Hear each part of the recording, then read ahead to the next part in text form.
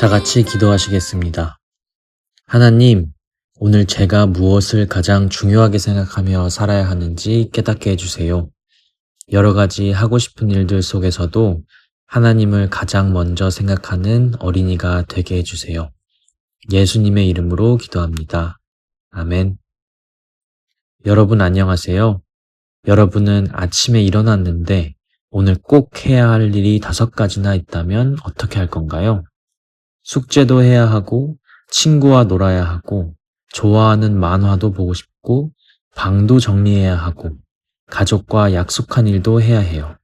그런데 시간이 부족해서 그중 한 가지를 가장 먼저 해야 한다면 무엇부터 해야 할까요?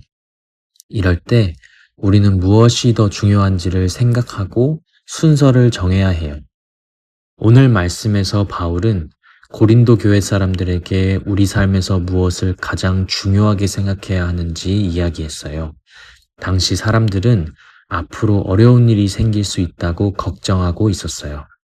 그래서 바울은 결혼한 사람은 어떻게 해야 하는지, 결혼하지 않은 사람은 어떻게 해야 하는지 이야기했어요. 하지만 바울이 정말 말하고 싶었던 것은 결혼해야 한다, 하지 말아야 한다가 아니었어요. 바울이 가장 중요하게 생각한 것은 이것이었어요. 어떤 상황에 있든 하나님을 가장 먼저 생각하세요. 가족도 소중하고, 친구도 소중하고, 공부도 소중하고, 우리가 가진 물건도 필요해요. 하지만 이 모든 것보다 하나님을 가장 먼저 사랑해야 한다고 바울은 가르쳐 주었어요. 왜 그럴까요? 세상에서 우리가 가지고 있는 것들은 언젠가는 없어지거나 달라질 수 있기 때문이에요. 좋아하던 장난감도 언젠가는 실증이 날 수 있고, 갖고 싶었던 물건도 시간이 지나면 필요 없어질 수 있어요. 기쁜 일도 지나가고, 슬픈 일도 언젠가는 지나가요. 하지만 하나님은 변하지 않으세요.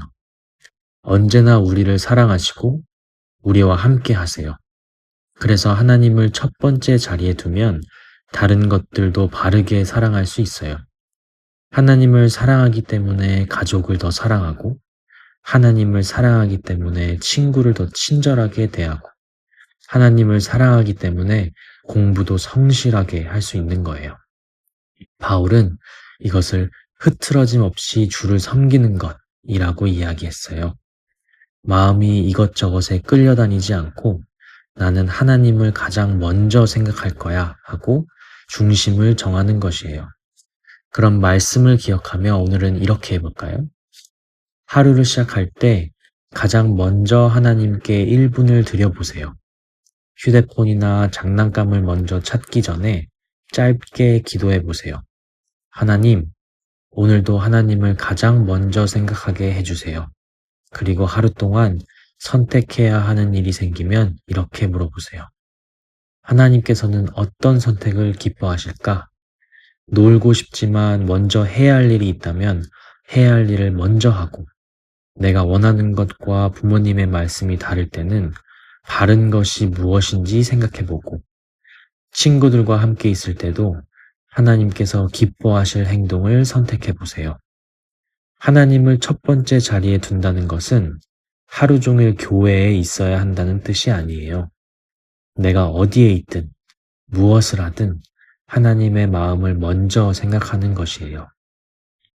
오늘 하루 여러 가지 중요한 일들 속에서도 하나님을 먼저 생각하며 흐트러지지 않는 마음으로 살아가기를 바랍니다.